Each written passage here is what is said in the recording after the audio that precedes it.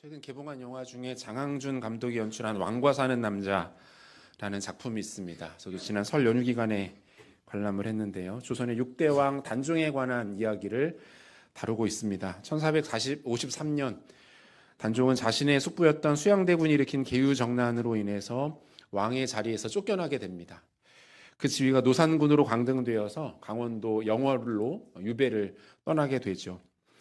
그리고 얼마 뒤인 1457년 공식적으로는 세조에 의해서 사약을 받고 사망한 것으로 알려져 있습니다. 이 영화는 폐위되어 영월로 유배를 가는 단종의 모습을 시작으로 단종이 영월에서 어몽도를 만난 것, 그리고 그곳에서의 2년여간의 삶을 감동적으로 그려내고 있습니다. 이 영화를 보고 나서 관련된 내용들을 조금 더 찾아서 제가 공부를 했습니다. 두 가지를 확인할 수가 있었는데, 하나는 그 세조에 대한 평가가 생각보다 야박하다라는 것을 제가 확인을 했습니다. 세조가 집권 후에 왕권 강화를 위해서 힘쓰는 등 그가 통치 업적과 활동들이 나쁘지가 않았거든요. 외척 세력들을 모두 억누르고 중앙 집권의 틀을 견고하게 만들었어요. 또 조선의 법전이라고 할 수 있는 경국대전 편찬 작업을 시작합니다. 국방력도 견고히 했고 행정과 민생을 위한 여러 정책들도 잘 다듬었습니다. 한마디로 이 사람이 왕으로서의 역할들을 비교적 잘 감당해냈다, 이렇게 평가를 받을 만하다는 것이죠. 그런데 세조에 대한 역사의 평가 그리고 후대의 시선은 전반적으로 냉정합니다. 그 업적을 잘 드러내지도 않고 그리고 기념하는 흔적을 찾아보는 것도 어렵다는 거죠. 반대로 생각보다 많은 이들이 단종을 측은히 여기면서 추억하고 있다라는 것도 발견할 수가 있었습니다. 이번 영화가 크게 흥행을 하면서 단종의 유배지였던 영월을 찾는 사람들이 많다고 하죠. 그런데 그 이전에도 단종에 대한 자료나 흔적, 기록들은 그의 짧은 생애에 비해서 비교적 잘 보존이 되고 있었습니다. 한마디로 역사가 계속해서 그를 기억해오고 있었다는 거죠.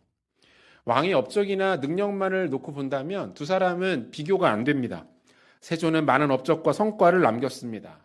반면 단종은 10살의 왕위에 올라 고작 4년간만 왕위에 머물렀을 뿐이죠. 할 수 있는 것이 거의 없었습니다. 그런데도 역사는 이 두 왕들에 대하여 다른 시선을 보이고 있다는 거예요. 이러한 시선에 대해서 한 작가가 이렇게 평가하는 것을 보았습니다. 역사는 목적이 수단을 정당화시킬 수 없다는 진리를 우리에게 외치고 있는지도 모릅니다. 목적이 수단을 정당화시킬 수 없다는 진리를 우리에게 역사가 보여주고 있다, 이렇게 이야기했어요. 이게 무슨 말입니까? 세조에게도 나름의 선한 뜻이 있다라고 가정을 해보자는 거죠. 그가 단순히 어린 조카를 왕위에서 쫓아낸 이유가 자신의 권력욕 때문이 아니었다라는 관점입니다. 그에게 나라와 백성들을 향한 진정성이 있었다라는 거예요. 실제로 그의 훌륭한 통치 업적과 성과들이 이 사실을 어느 정도 증명하는 것이기도 하겠죠. 그럼에도 불구하고 역사는, 그리고 후대의 사람들은 세조의 목적을 지지하지 않는 겁니다. 그가 내세우는 명분, 어디 왕이 즉위하여서 나라가 어지러워질 수 있으니 삼촌이 내가 대신 나라를 다스려서 나라를 안정감 있게 만들겠다라는 이 명분을 역사는 지지하지 않는다는 거예요. 오히려 아무리 좋은 목적을 가지고 있다 할지라도 지켜야 할 원칙들이 있는 것이다. 넘어서는 안 되는 선이 있는데 혈족을 그렇게 어려움에 처하게 만드는 폐륜이 저질러졌다라는 것을 역사가 되새긴다라고 평가하는 거죠. 세조는 역사를 관통하는 이 보편적인 정서를 어겼던 거예요. 그러므로 세조와 단종의 사건은 이렇게 정리할 수가 있습니다. 세조는 역사의 시선 앞에 영원히 부끄러움을 당할 수밖에 없는 것이고, 단종은 역사의 시선으로 영원히 위로를 받을 수 있게 되었다는 거죠. 성도인 우리도 마찬가지 아닙니까? 우리에게도 두려워해야 할 역사의 시선이라는 것이 있습니다. 우리의 인생과 삶, 이뿐만 아니라 우리 마음과 중심을 감찰하고 꿰뚫어보는 절대자의 시선이 우리 인생 가운데 놓여 있다라는 거예요. 우리는 그것을 두려워해야 합니다. 경외라고 하죠. 절대자의 시선을 의식하고 그것을 두려워하는 겁니다. 우리의 하루하루의 일상을 절대자가 지켜보고 계시고 그것에 대하여 평가하시고 그것을 영원히 기억하는 분이 계시다. 그분의 시선에 의해서 우리 또한 영원히 평가되고 기억됩니다. 우리가 계속해서 사도행전을 묵상해 나가고 있는데요. 사도행전을 묵상할 때 가장 중요한 것 중에 하나가 하나님 나라와 교회를 향한 시선을 놓치지 않는 것이 중요해요. 예수님의 부활과 승천, 성령 강림을 통해서 교회의 역사는 시작됩니다. 이러한 교회의 역사가 뻗어나가는 하나의 시선이 있다라는 거죠. 사도행전을 통해서 이 줄기를 붙잡고 나가는 게 굉장히 중요하죠. 그리고 이 시선을 따라가다 보면 하나의 원칙이 발견됩니다. 그것은 무엇입니까? 세상 권세의 패배, 그리고 복음의 승리입니다. 강력해 보이고 왕성해 보이는 세상의 권세는 어느 순간 엎드려지고 패배하고 복음이 승리하는 패턴이 나타나더라는 거예요. 사도들은 공격을 당하지만 결국 견뎌내고 이겨냅니다. 스데반은 순교당했지만 그의 죽음은 절망과 끝이 아니었죠. 박해자로 처음 등장했던 사울은 결국 그리스도의 신실한 제자가 되었고, 질병과 사망의 권세는 예수 이름 앞에 무릎을 꿇고 굴복하는 것들을 보게 됩니다. 저항을 이겨내고 위기를 극복하고 장애물을 돌파하는 힘과 권세가 복음 가운데 나타나고 있었던 거죠. 사랑하는 성도 여러분, 이 복음의 능력과 권세는 사도행전 당시에나 그리고 지금에나 변하지 않고 동일한 줄로 믿으시기를 바랍니다. 그때는 복음의 능력이 훨씬 더 강력했고 찬란했지만 지금은 그 정도는 아니다, 이렇게 말할 수가 없다는 거예요. 약해진 것은 우리의 믿음과 주를 향한 사랑이지 복음은 어제나 오늘이나 내일이나 변함없는 하나님의 권세이고 능력인 거죠. 복음의 주인 되신 예수님 어떤 분이십니까? 히브리서 13장 8절 같이 한번 읽겠습니다. 예수 그리스도는 어제나 오늘이나 영원토록 동일하시니라. 계시록 1장 8절도 같이 읽죠. 주 하나님이 이르시되 나는 알파와 오메가라, 이제도 있고 전에도 있었고 장차 올 자요 전능한 자라 하시더라. 무엇을 말합니까? 하나님 나라의 전진, 예수님으로 이 땅 가운데 시작된 교회의 권세와 영광은 어제나 오늘이나 내일이나 1000년 전이나 100년 전이나 오늘이나 예수님 오시는 그날까지 동일하다는 거예요. 그러므로 이 사실을 굳게 믿고 따르는 인생이 지혜로운 인생이고 복된 인생입니다. 그는 영원히 흔들리지 않는 반석 위에 자신의 인생과 삶을 세워가는 인생입니다. 그래서 어떻습니까? 상황이나 환경 앞에 일희일비하지 않습니다. 상황이 조금 좋아지면 마음이 크게 높아져서 기뻐하다가 조금이라도 어려움이 생기면 금세 좌절하고 절망하는 그런 모습 나타내 보이지 않는다는 거예요. 자신의 감정, 상황, 조건에 따라서 행복을 느꼈다, 불행을 느꼈다 하는 일들이 반복되지 않는다는 거예요. 오직 위로부터 부르신 사명에 집중합니다. 이 땅을 살아가는 이유가 즐기기 위하여 행복을 찾기 위함이 아니라 하나님 부르신 사명을 추구하는 것임을 그는 압니다. 복음의 능력을 신뢰합니다.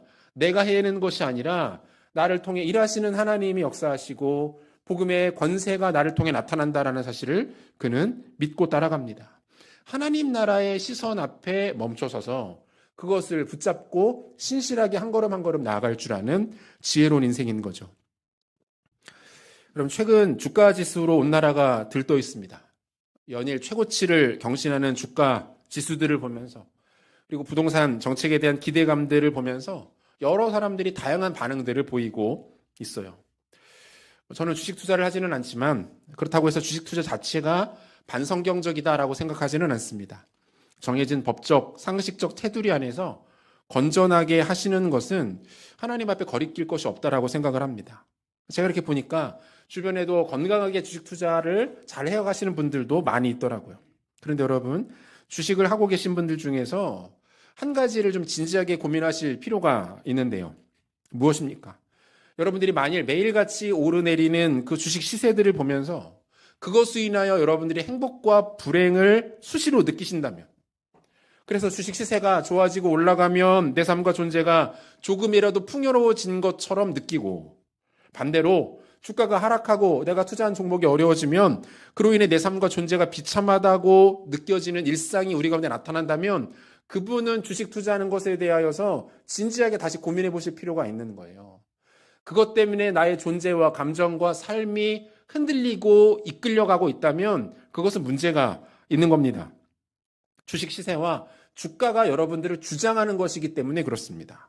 자신도 모르게 주식을 우상처럼 여기고 있는 것일 수 있기 때문에 그래요. 이러한 모습들이 우리 가운데 나타난다면 진지하게 돌아보고 멈추시는 것이 옳습니다. 성도다운 삶의 자세와 모습이 아니라는 거예요. 사랑하는 성도 여러분, 성도는 하나님 나라를 살아가는 사람들인 줄로 믿습니다. 그러므로 우리 또한 비록 두 발을 이 땅 위에 딛고 살아가지만 우리의 시선은 하나님 나라를 바라볼 수 있어야 합니다. 긴 호흡을 가지고 멀리 바라보는 훈련들이 성도에게는 필요합니다. 하나님이 내 삶을, 가정을, 우리의 자녀들을 책임지시고 이끌어 가신다라는 사실을 굳게 붙들어야 합니다. 나의 방식과 나의 목적이 아니라 하나님이 가장 좋은 것을 가장 적절한 때에 공급하신다라는 믿음이 우리 가운데 필요합니다. 이 믿음과 이 영적 시야가 있을 때에 그 사람 요동하지 아니하고 지혜롭게 담대하게 인생을 살아갈 수가 있는 거예요. 오늘 우리가 읽은 본문에는 이러한 하나님 나라의 관점으로 죽음과 맞서는 이들의 이야기가 소개됩니다. 이 과정을 통해서 나타나는 교훈과 은혜를 오늘과 다음 주에 걸쳐서 2주간 동안 함께 살피도록 하겠습니다.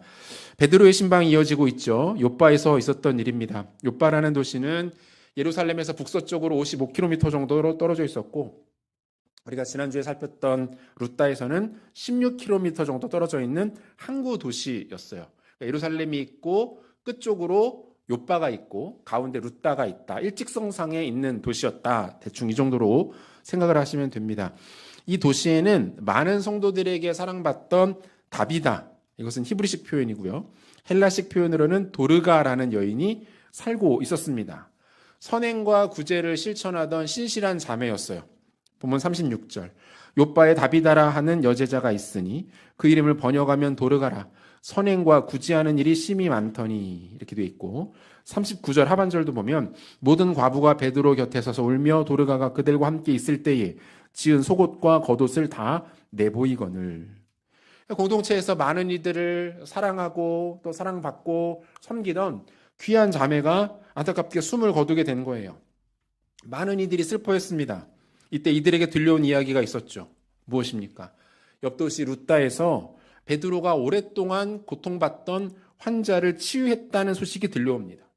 더 정확하게는 예수님의 능력과 역사가 베드로를 통해 그 지역에 나타났다라는 이야기였어요. 급히 사람을 보내어 베드로를 모셔오게 됩니다. 그럼 지금 이 상황, 문제가 벌어졌고 이것에 대처하는 욥바의 성도들의 모습, 이 자체가 아주 중요한 그리고 핵심적인 메시지가 되고 있는 거죠. 여러분, 지금 욥바의 성도들은 무엇을 하고 있습니까? 감히 죽음과 사망의 권세 앞에 맞서고 있는 거예요. 죽음의 상황이 발생했습니다.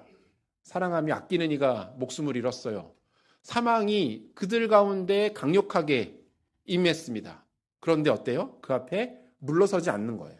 굴복하지 않습니다. 그것과 맞서고 있어요. 본문 37절을 보니까 그때 병들어 죽음에 시체를 씻어 다락에 누이니라. 이 여인이 이미 의학적으로 사망했다는 사실이 확인되고 있죠. 그럼에도 불구하고 어떻게 합니까? 욥바의 성도들은 그녀가 다시 살아날 것을 믿고 있어요. 당시의 일반적인 장례 절차는 시신을 씻은 후에 곧바로 향유를 발랐습니다. 방부를 위함이죠. 그리고는 흰 천으로 시신을 감싸면서 본격적인 장례 절차를 진행하는 것이 일반적인 순서였는데, 지금 욥바의 제자들이 그렇게 하고 있지 않아요. 마치 회복을 기다리는 환자처럼, 치유를 앞에 두고 있는 환자처럼 시신을 다루고 있는 것을 볼 수 있어요. 그리고 베드로에게 사람을 보내서 속히 와줄 것을 간청하죠. 38절입니다. 루따가 욥바에서 가까운지라 제자들이 베드로가 거기 있음을 듣고 두 사람을 보내어 지체 말고 와달라고 간청하여, 이렇게 돼 있어요. 여러분, 지금 이 사람들이 보이는 반응은 그냥 단지 요행을 바라는 정도가 아니에요. 어차피 믿져야 본전인데 한번 불러나 볼까? 이렇게라도 해보면 나중에 후회할 것 같으니 한번 시도라도 해볼까? 이런 태도가 아니었다는 거예요. 이들은 지금 루따에서 일어난 일들을 들었습니다. 그리고 무엇을 확신한 겁니까? 하나님의 나라가 역사하는구나를 본 거예요. 하나님 나라가 확장되고 강력하게 영향력을 행사하고 있다는 것을 이들이 포착해낸 겁니다. 예수의 능력이 이제는 제자들과 교회를 통해서 이 땅 가운데 현실로 일어나고 있다는 것을 이들이 깨닫게 된 거예요. 그리고 그 능력이 동일하게 자신들에게 찾아온 죽음의 권세조차 물리칠 수 있다는 것을 이들이 믿게 된 거죠. 우리가 앞에서 하나님 나라의 시선에 대해서 잠깐 이야기를 했는데요. 여러분, 요바의 성도들도 이것을 지금 붙들고 있는 것 아닙니까? 현실은 어때요? 극복할 수 없는 질병이 찾아왔습니다. 그로 인한 안타까운 죽음이 있었어요. 안타까움과 속상함, 슬픔과 비통함이 몰려옵니다. 그런데 이 제자들은 이 상황 가운데 매몰되지 않습니다. 저 멀리에서 힘있게 여전히 뻗어나가고 있는 하나님 나라의 능력과 영광을 바라봅니다. 무너져버린 상황에서 그 낙담된 마음 가운데 다시 일어납니다. 그리고 예수의 복음과 그 능력을 향하여 손을 뻗고 있는 거죠.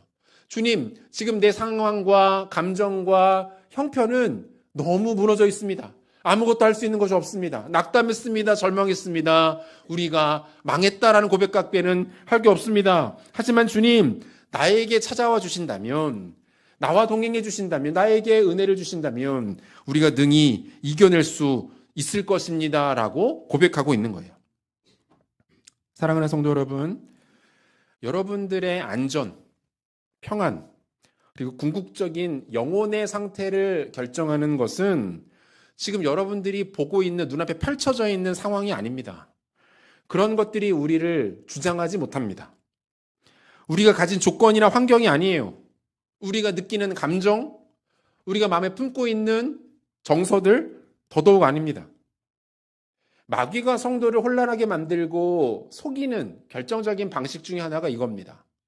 마귀는 우리의 상황이 곧 우리의 존재 자체라고 우리에게 거짓말합니다. 질병에 걸렸어요. 건강을 잃었습니다. 그러면 그것으로 인하여서 우리 인생이 끝난 것처럼 낙담합니다. 마귀가 기뻐하는 모습이에요. 경제적인 어려움을 만나게 되면 그것 때문에 내 인생은 망했고 내 삶은 뒤처졌고 내 삶은 다른 사람에 비해서 형편없다라고 느끼도록 만듭니다. 마귀의 전략에 보기 좋게 넘어가고 있는 거죠.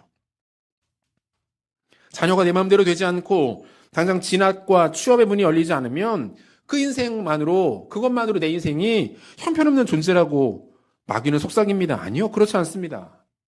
그런 것들이 성도의 존재와 행복과 가치를 결정짓지 못합니다. 눈앞의 것을 보지 마십시오. 감정에 속지 마세요. 그런 것들이 우리를 주장할 수 없다라는 사실을 여러분 잊지 마셔야 합니다. 여전히 힘있게 뻗어나가는 하나님의 나라를 바라보시기를 바랍니다.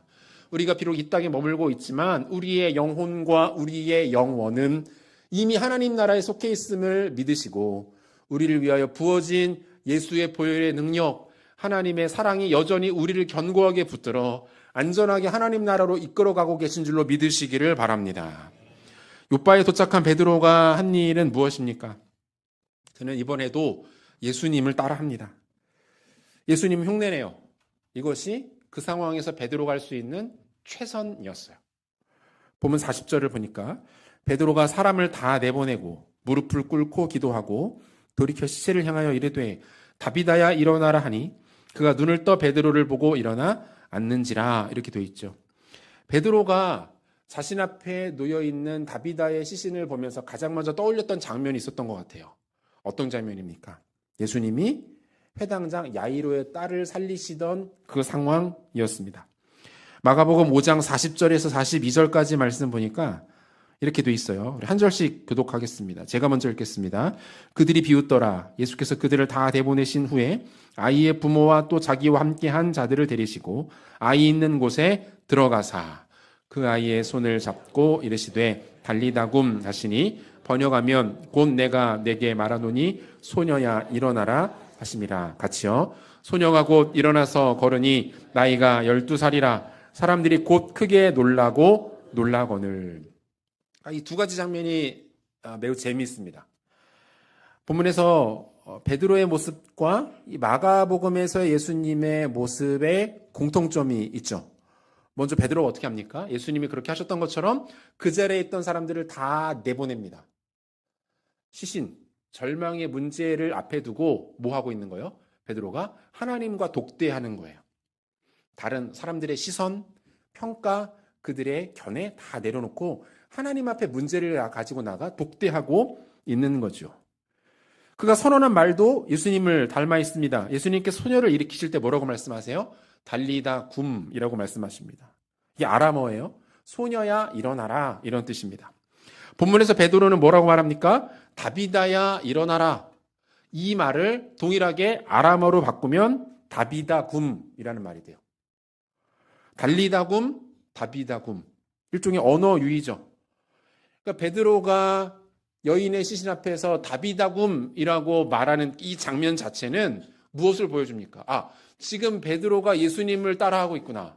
예수님의 수제자이고 예수님을 가장 잘 알고 있는 사람 중에 한 사람인 베드로가 동일한 문제 앞에서 예수님이 어떻게 이 문제에 접근하셨고 예수님이 어떻게 그 문제를 풀어가시는지를 기억하며 따라하고 있구나라는 것을 확인할 수가 있는 거죠. 공동체의 신실한 자매가 죽음을 맞이했어요. 그녀를 아꼈던 많은 사람들이 크게 슬퍼합니다. 그리고 그 앞에 베드로가 서 있습니다. 이 상황 앞에서 베드로가 할 수 있는 일은 무엇입니까? 그가 할 수 있었던 가장 지혜로운 선택은 뭡니까? 예수님을 따라하는 거예요. 모두를 내보내고 혼자 그 앞에 하나님 앞에 독대하는 겁니다.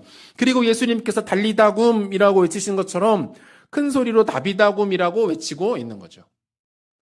지난주 장면하고 동일해요. 사도행전을 기록한 누가의 강조점, 누가의 관심이 어디에 있는지를 확인하실 수가 있죠. 뭡니까? 베드로 개인의 권세와 능력과 그의 어떠함을 통해서 이런 일들이 일어나는 게 아니에요.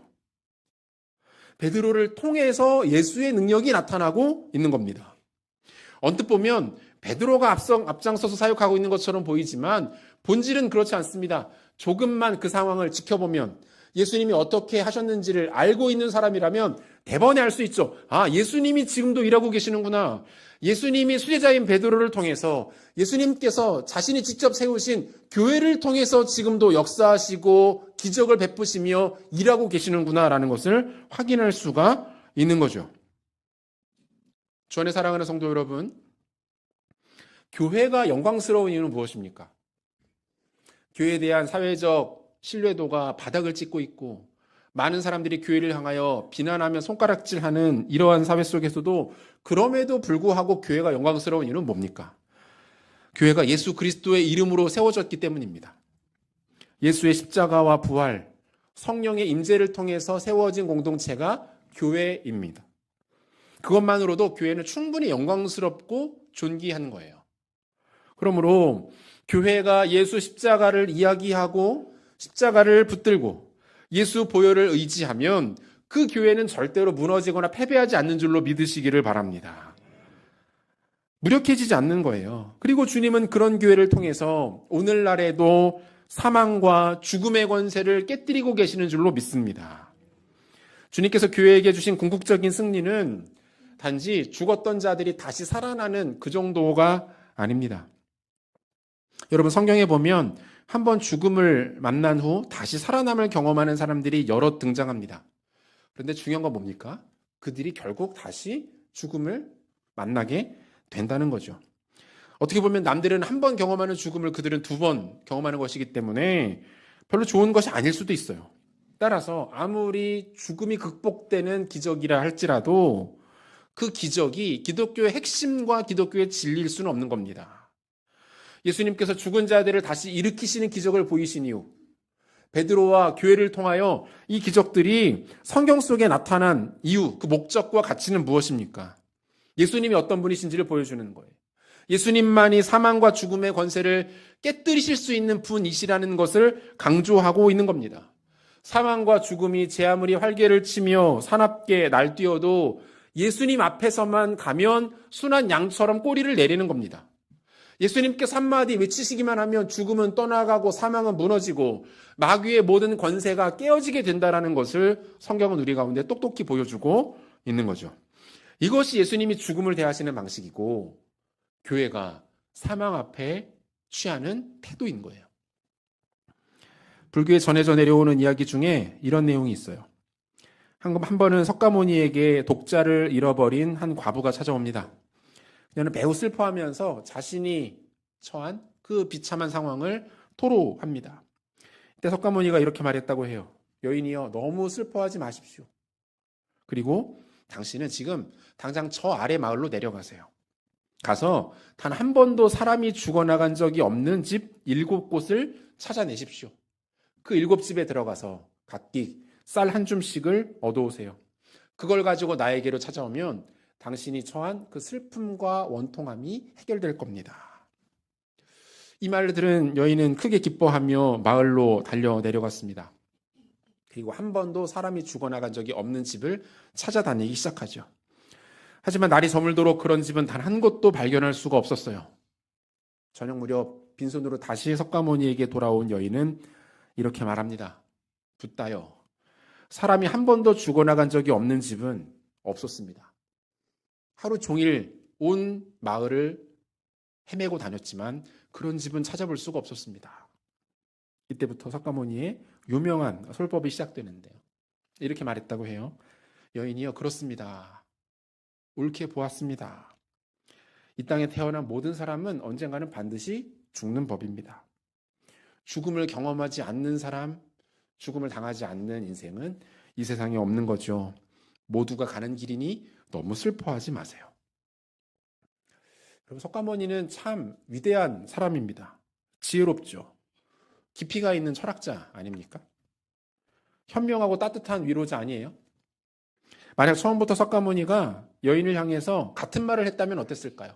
처음 자신을 찾아온 그 비통함을 가지고 있는 여인에게 어차피 모든 사람은 언젠가 다 죽으니 너무 슬퍼하지 마시고 그냥 적당히 좀 잘 해결해 보세요. 이렇게 말했다면 여인은 위로와 깨달음을 얻기는커녕 더 큰 상처만 받고 말았을 겁니다. 여인 또한 알았죠. 모든 사람이 언젠가는 죽는다는 것을. 하지만 그 여인은 온 마을을 헤집고 다니면서 다른 이들의 죽음을 직접 두 눈으로 확인하게 된 겁니다. 누구나 죽음을 만나고 그 앞에 슬퍼하며 비참해진다는 것을 몸소 깨닫게 됩니다. 그 과정에서 동병상련을 느끼면서 심리적 위로를 받게 되었다는 거죠. 비록 몸과 마음은 지쳤지만 석가모니의 설법을 들을 수 있는 마음의 준비를 할 수 있었던 거죠. 괜히 성인이 아니에요. 지혜로운 철학자고 따뜻한 위로자고 아주 좋은 인류의 스승인 것 분명합니다. 여러분, 예수님 또한 비슷한 상황을 만나신 적이 있어요. 예수님께서 나인이라는 성으로 이동하실 때 있었던 일이죠. 성 안에서 한 무리의 장례 행렬이 성 밖으로 나오고 있었습니다. 상여 옆에는 한 여인이 깊은 슬픔에 빠져 있었죠. 그 여인은 과부였습니다. 하나밖에 없는 아들마저 잃게 된 끔찍한 상황이었어요. 예수님은 여인을 위로해 주십니다. 그리고 이렇게 반응하시죠. 누가복음 7장 14절. 가까이 가서 그 관에 손을 대시니 맨 자들이 서는지라. 예수께서 이르시되 청년아, 내가 내게 말하노니 일어나라 하시매. 그러자 어떤 일이 벌어집니까? 15절 같이 읽겠습니다. 죽었던 자가 일어나 앉고 말도 하거늘 예수께서 그를 어머니에게 주시니. 여러분, 예수님의 방식은 조금 다르죠. 예수님의 방식은 그저 슬픔 당한 여인을 위로하고 그녀로 하여금 죽음과 인생에 대한 중요하고 심오한 이치를 깨닫게 하는 정도에 머물지 않습니다. 이 장면을 통해서 예수님은 자기에 대하여 소개하고 계시는 거예요. 예수님은 자신을 단순한 지혜로운 철학자, 현명한 스승, 인류의 성인 정도로 소개하지 않으세요. 그분은 사망과 마주하신 후에 그 사망에 대하여 우회하지 않으십니다. 죽음을 어쩔 수 없이 받아들여야만 하는 숙명처럼 여겨서 점잖게 적당히 후퇴하실 생각이 조금도 없으시죠. 예수님은 사망과 죽음 앞에 마주하신 후 그것들에 대하여 직접적으로 명하십니다. 사망과 죽음의 권세는 굴복할지어다. 죽음의 권세는 깨어지고 엎드려질지어다. 직접 대면하여 깨뜨리십니다. 여러분, 이게 예수님의 방식이에요. 예수님은 자신을 인류의 탁월한 스승, 깊이 있는 철학자, 현명한 위로자 정도로 계시하고 보이실 생각이 조금도 없으셨어요. 여러분, 예수님의 방식은 뭡니까? 인간이 처한 극단적 저주인 죽음에 대하여 그것들을 직면하시고 그 앞에서 정면으로 깨뜨려 버리시는 거예요. 사망의 권세가 더 이상 예수님 앞에 힘쓸 수 없을 정도로 결박해 버리십니다. 자신이 생명을 주관하는 참된 주인이시라는 것을 드러내십니다. 이 세상의 그 어떤 종교의 창시자도 어떤 종교의 경전도 인간이 처한 끔찍한 저주인 죽음과 사망에 대하여 이렇게 접근하지 않아요. 감히 이렇게 접근할 수 없어요. 예수님은 이것들을 행하시죠. 왜요? 예수님은 자신을 길이요 진리요 생명이라고 선언하시고 자신이 하나님의 아들이시며 죄로 인하여 죽음에 빠질 수 없는 인간이 영원한 생명에 이를 수 있는 단 하나의 구원의 길로 소개하시기 때문에 그렇습니다. 그리고 이 진리를 부활이라는 사건을 통해 역사 가운데 명확하게 증명해 보이셨죠. 바울은 이 놀라운 진리를 이렇게 설명하고 있는데요. 고린도전서 15장 20절에서 22절까지 말씀입니다. 조금 긴데요. 한 목소리로 같이 한번 읽어보도록 하겠습니다. 그러나 이제 그리스도께서 죽은 자 가운데서 다시 살아나사 잠자는 자들의 첫 열매가 되셨도다. 사망이 한 사람으로 말미암았으니 죽은 자의 부활도 한 사람으로 말미암는도다. 아담 안에서 모든 사람이 죽은 것 같이 그리스도 안에서 모든 사람이 삶을 얻으리라. 뭐라고 말합니까? 하나님이신 예수님이 직접 죽임을 당하셨습니다. 그리고 본인이 직접 죽음을 깨뜨리고 부활하시는 거예요. 그리고 그분은 다시 죽지 않으셨습니다. 지금도 살아계신 거죠.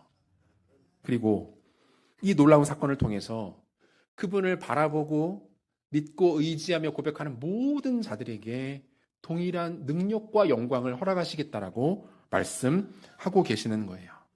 하나님의 아들 예수님만이 생명의 주인이 되시는 줄로 믿으시기를 바랍니다.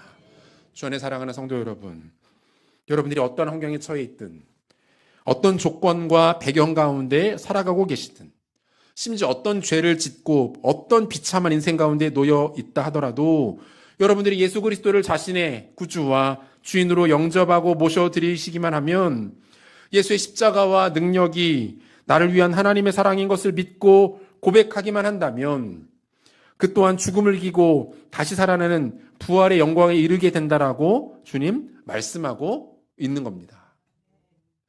아무리 비참한 인생도 아무리 형편없는 인생도 그가 눈을 들어 나를 위하여 자신의 목숨을 던지신 예수님을 바라보면 그 예수가 십자가에 죽으셨다가 3일 만에 부활하여 승천하셔서 지금도 살아계신 분이시라는 것을 믿고 고백하기만 한다면 우리 앞에 놓여있는 모든 흑암의 권세와 사망의 저주는 깨어지게 될 것이고 우리를 올가매고 있는 죽음의 능력들은 사라지게 될 줄로 믿습니다. 사랑하는 성도 여러분, 성도는 죽음을 두려워하지 않습니다. 그 죽음이 예수 그리스도를 믿고 따르는 하나님의 백성들을 절대로 굴복시킬 수 없기 때문에 그렇습니다. 죽음은 저와 여러분들을 절대로 넘어뜨릴 수 없습니다. 우리에게 위협 정도는 할 수 있어요. 그런데 우리를 넘어지도록 하지 못합니다. 반대로 예수를 주로 고백하는 구원받은 하나님의 자녀들은 사망과 죽음을 당당하게 극복합니다. 부활하신 예수의 능력을 힘입어서 사망의 모든 권세를 우리의 발밑에 굴복시킬 수 있는 것입니다. 예수님이 죽음을 깨뜨리셨기 때문에 그분이 우리의 구원자와 대장 되신다라고 말씀하시기 때문에 그분을 붙들고 그분을 의지하시고 그분을 바라보면 우리는 죽음으로부터 자유하게 됩니다. 죽음을 깨뜨릴 수 있습니다. 사망 권세를 딛고 부활로 날아오를 수 있게 되는 것입니다. 말씀 맺으려고 하는데요. 시선이 중요합니다. 무엇을 보는가? 어디까지 보는가? 그리고 어떻게 보는가? 복음 안에 거하고 있지 못한 인생들은 결국 이 땅의 것만 겨우 볼 뿐입니다. 코앞의 것들, 바로 눈앞에 보이는 것들에 모든 신경과 마음을 다 빼앗기죠. 그래서 보이는 것이 없고 보아도 알 수 없는 거예요. 그러니 늘 불안하고 두렵고 허무할 뿐인 겁니다. 복음 없이 예수 없이 살아가는 인생의 비참한 모습이에요. 하지만 복음 안에 거하는 복된 인생은 다릅니다. 그들은 눈앞에 이 땅의 것이 아닌 그 너머의 영원한 것들을 바라봅니다. 나의 존재를 규정하는 것, 내 삶을 좌우하는 것이 눈앞에 펼쳐지는 그 세상의 것이 아니라 영원한 하나님 나라의 질서와 원리라는 것을 그들은 기억합니다. 시선이 긴 거죠. 생명을 바라봅니다. 영광에 초점을 맞춥니다. 그러니 그 인생이 복될 수밖에 없고 여유를 쓸 수밖에 없고 하나님과 동행하는 복된 인생일 수밖에 없는 것이죠.